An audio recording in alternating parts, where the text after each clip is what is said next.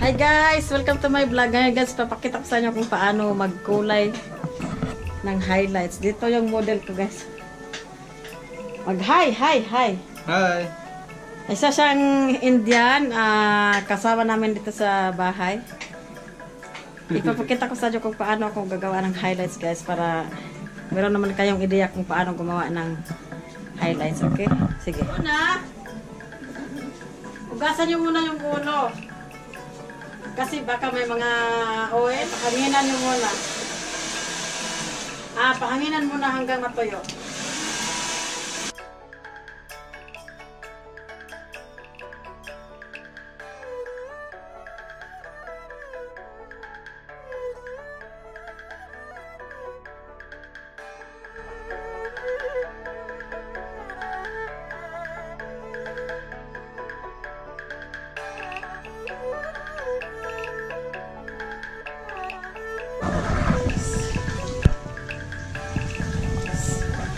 Babaji? Wala sinti. I want to. Ganito guys. Hatiin nyo muna sa gitna. Ganyan. Para malagyan ng highlights. Nilagyan ko ng nilagyan ko siya ng tawag dito, powder. Para hindi masakit sa ulo. Paglagay sa ulo. Ngayon, ilalagay ko na siya sa ulo niya. Like this. Okay.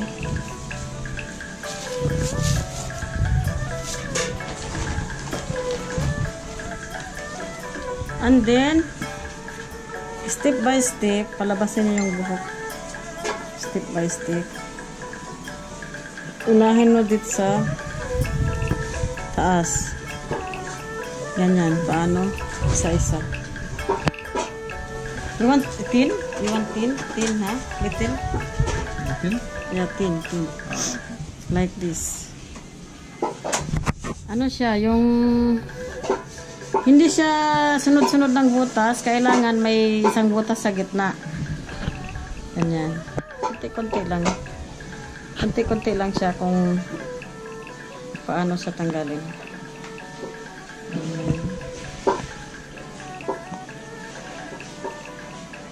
Kita nyo? Ito, kasi ito konti, kaya dinamihan ko dito.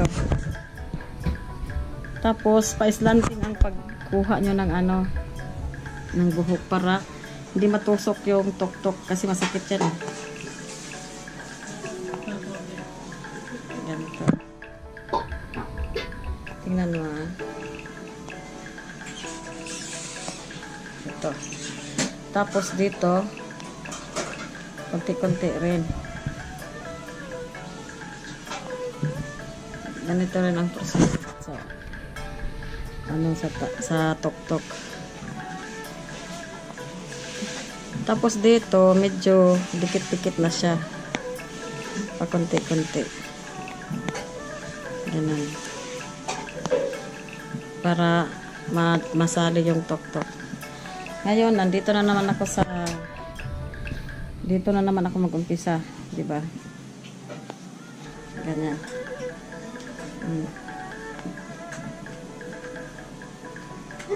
Ito. Ano ito?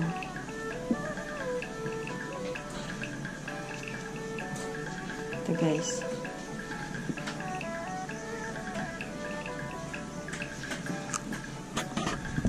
Dito sa baba, medyo marami-rami.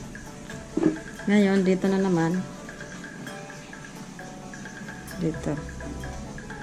Sundan nyo lang yung sundan nyo lang yung ng butas. Alternate niya. Kasi pag hindi nyo sinusundan, magkamali kayo, pangit tingnan.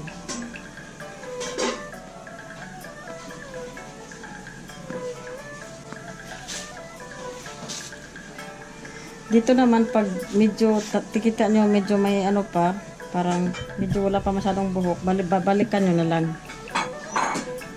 Sa akin lang yung guys, kasi ito ang tinuro sa amin noon eh. Sinunod ko lang yung nagturo sa akin. nag-aral kami doon. Dito sa ano, dito sa Kuwait. May nagturo sa amin, kabayan din natin.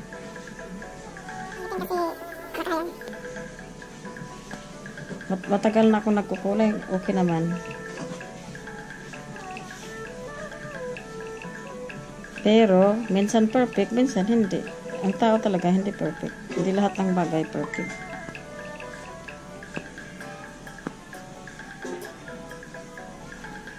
Okay.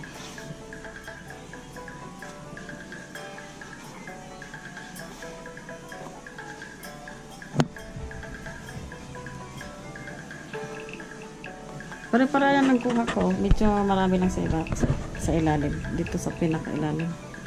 Dito pare-pareho ang pagkuha ko. Minsan hindi maiwasan na marami ang nasusungkit. Lalo na pag yung buhok ay napakatigas. Ang kalahi natin or ibang lahi na mga expat pag nagpapakulay mas maganda ang buhok. Pero yung ibang lahi na mga Arabo galon, halos sa kanila matigas ang buhok. Saka kulot, mahirap kulayan ang kulot eh. Matagal maluto sa oxygen. Pero pag mga ganitong buhok, mabilis lang.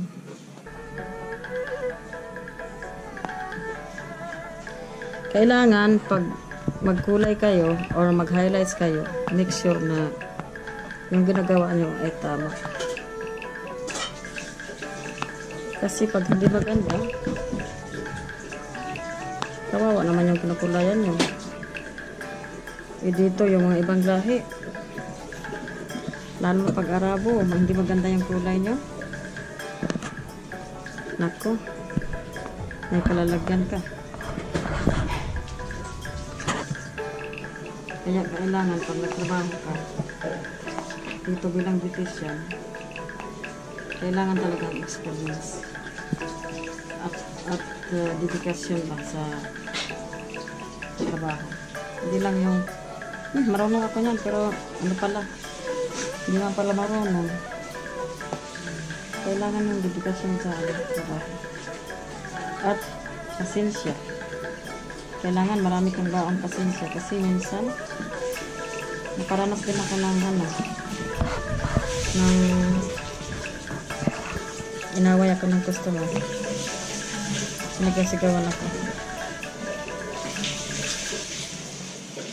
Kaya pag nagkukulay kami, kahit sino man din nagkukulay na nagtrabaho sa salon, maranasan nila yan ang naranasan ko. Lalo na pag ano ka, hindi ka pa masyadong marunong, napakahirap. Kasi kailangan talaga ito ng dedikasyon at pasensya. Ako lang beses nung bago pa lang ako natuto, lang beses akong masigawan ng customer. Hindi lang sigaw. Gusto pa nila akong paparak. Pero sa awa ng Diyos, napakiusapan naman. Mahirap ang trabaho ko pag hindi ka marunong. Kailangan kumuha ka ng experience or mag-aral talaga. Kasi pag hindi ka marunong talaga, as in, na ano ka,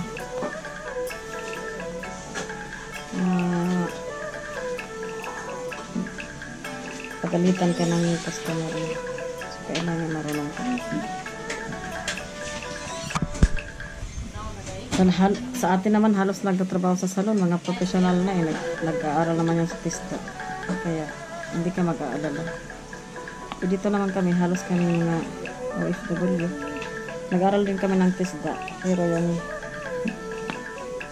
iba experience lang. Kagaya sa akin. Nag-aaral ako pero ano lang yan? Kulay lang. Sa atin naman kasi pag nag-aaral ka ng TESDA,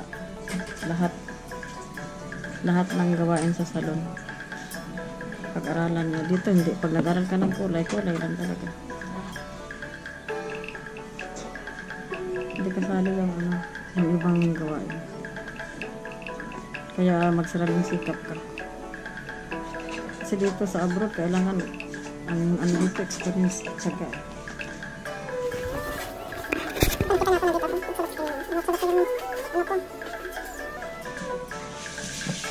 Ang lambot ng buhok niya, parang hindi Indiano. Sabagay, may mga Indiano din na magandang mga buhok. Ang ganda ng mga buhok nila, mahaba pa. Makintab pa kasi mahilig sila maglagay ng oil.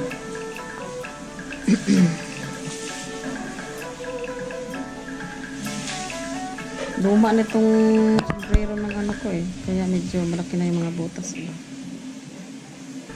Mahirap nang i-control yung ano, yung butas-butas. Luma na kasi. Kaya pinipili ko na lang yung binubutasan ko. Luma na kasi. Malaki na yung mga butas. Yung ibang butas malaki na. Kaya niluluksahan ko yung ibang butas. Instead na sunod-sunod, okay lang yan. Mas maganda ang gawa. Yan. Lumukso ko dito kasi may butas na malaki dito. Ganyan. Ganito rin.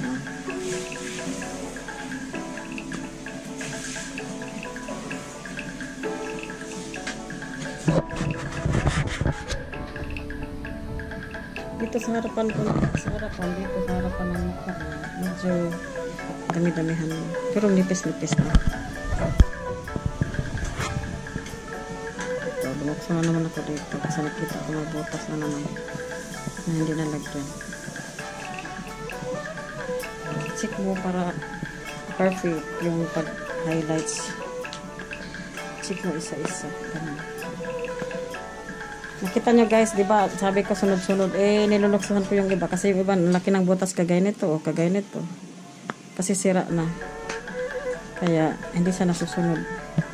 Pero pag bago, nasusunod yan. Pero pag marunong ka na mag-control kung paano siya tanggalin, makontrol mo na yan.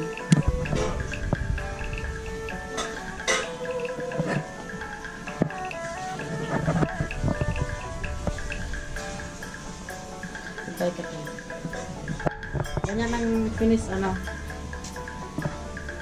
tanggal ng kuha ng buhok. Ngayon patay mo. Ito yun guys, oxygen. Blue na oxygen, pang buhok talaga to. Pwede rin puti pero mas maganda ang buhok sa buhok.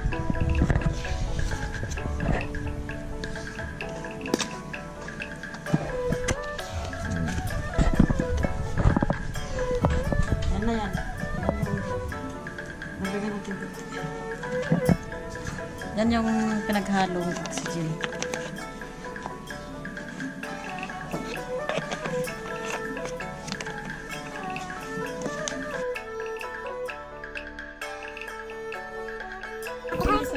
Guys, kung maano ang hibla ng buhok niya, depende sa depende sa hibla ng buhok. Kasi minsan pag malipis ang hibla, mabilis lang siya magkulay. Pero pag makapal ang hibla ng buhok niya, kailangan mga 1 oras or 45 minutes. Pero pag ganitong anong oras ngayon? Magtuto. 10 minutes to to. Sige, orasan ko guys kung ilang minuto to ha. Kasi ang alam kong pag makapal yung hibla ng buhok. Pag makapal ang hibla ng buhok, maano siya, medyo matagal. Maluto. Parang lang, no? Nagluluto lang kasi maluluto. Ganyan paglagay. Ganito ako maglagay ng kulay guys. Di ko alam sa iba. Kasi ganito yung proseso ko. Ganito ang natutunan ko dito sa Kuwait. Alam ko sa Philippines, ganito rin. Hindi ko sure kasi hindi pa naman ako nagpakulay doon.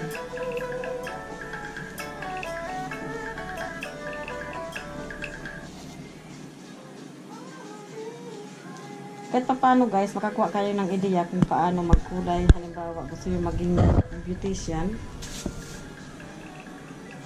Makakuha ka ng ideya. Depende sa inyo kung gayahin nyo ako. Pero pinapakita ko lang pa. Ito ang klase ng trabaho ko. Kaya, papakita ko kung paano mag-highlights.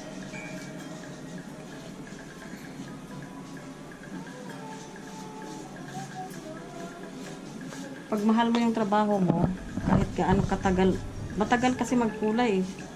Oras ang inalalaan mo. Kailangan tiyagaan talaga. Saka pasensya. Kasi matagal to eh. Lalo pag magkapal ang hibla.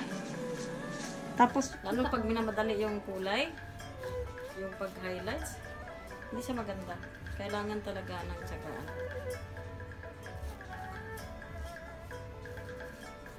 So, alam nyo na guys kung paano mag-highlights ha. Yan lang turo ko sa inyo. Pero, depende naman sa inyo kung sundin nyo yung ginagawa ko. Kasi marami naman sa YouTube ang nag-tutorial ng ganito. Hindi lang naman. Mas marami. Napakita ko lang yung klase ng trabaho ko. Turo namin sa inyo. Hindi ko alam kung susundin nyo. Okay lang.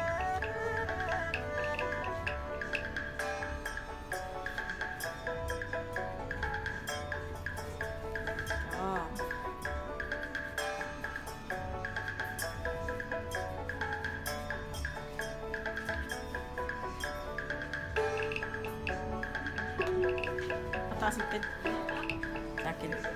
Okay guys, hintayin natin ng ilang minuto. Tapos ipapakita ko mamaya sa inyo kung maluto na siya. Sige, see you guys.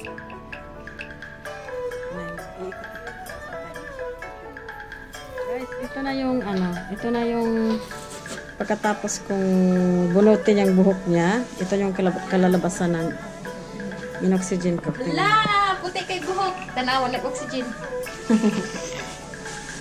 Ito na yun. Hugasan ko na guys, papakita ko mamaya na kasi Lalaki. lalagyan ko pa siya ng lalagyan ko pa ng tawag dito, Lalaki. kulay. Hugasan ko muna. Tanas kariya nag-highlights. Tanawan ako niya naghuman ha. Yes. Oo. Okay guys. Nga naman. Ito na guys. Hindi pa yun tapos. Hinugasan ko muna. Hugasan mo na guys. Hugasan muna yung oxygen sa kalagyan ng kulay. Kasi kung wala oxygen guys, Hindi yan kailangan sama. mayroong Ganito pag guys, pag-ugas. ganyan guys. Yan. Ganyan guys. Ano? Hindi pa yun tapos. This is not yet. Then after Hindi pa this pa guys,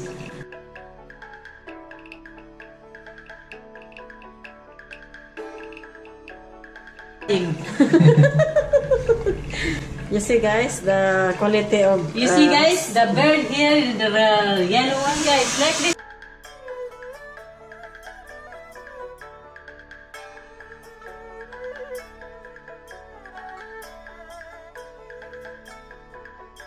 ng kulay. Kung hindi pa siya tapos. Ito na yan. Kasi gusto niya medyo gray. Yan yung hinighlights ko kanina. Diba? Diba? Ito na yan. Mga mga 15 minutes tapos na ito.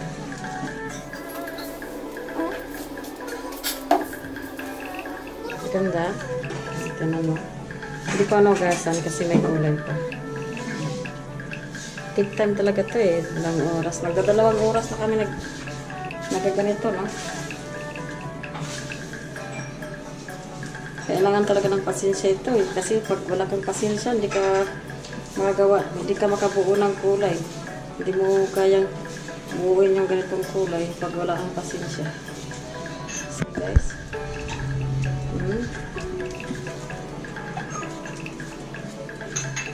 Hello guys, ito na ang pinakalas. Naging Westlife na si Anan. You know Westlife?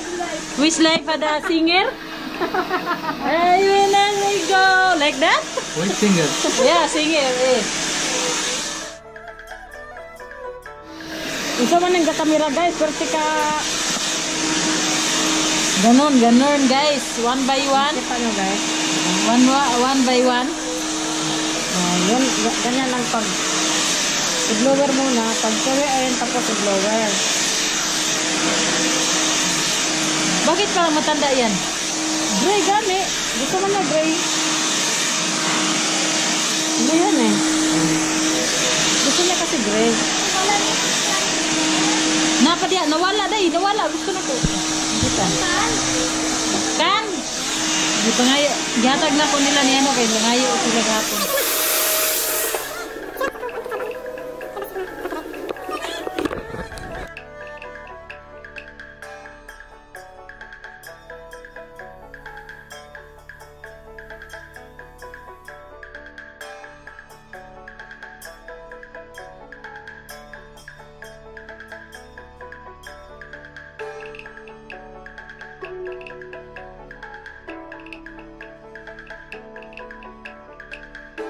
Ang ganda ng buhok ni ano eh, parang Pilipino.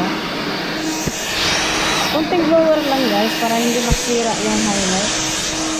Kasi hindi kailangan ng mga Ano ni padung ako ko. Sige, padung ako ko imo. dapat mong hugasan lang siya pero hindi masyadong pag natuyo hindi masyadong ilapat yung blower sa buhok. Para hindi masira yung highlight.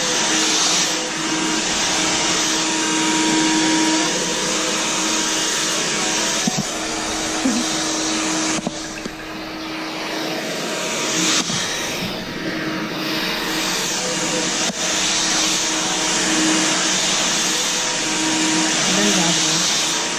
Nakita ba? Maganda.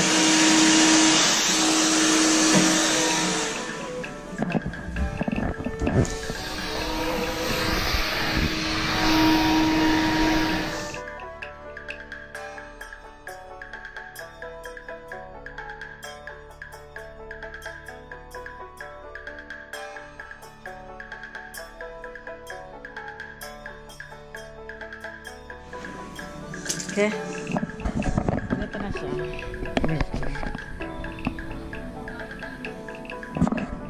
Kasi ganito ang gusto ng kulay guys.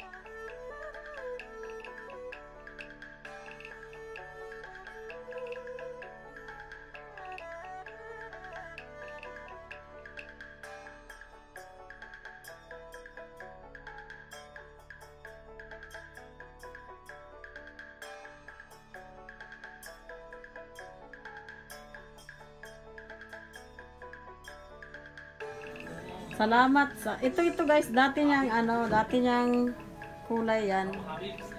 Yan ito sa baba. Ito ang bagong kulay. Ito ang bagong kulay.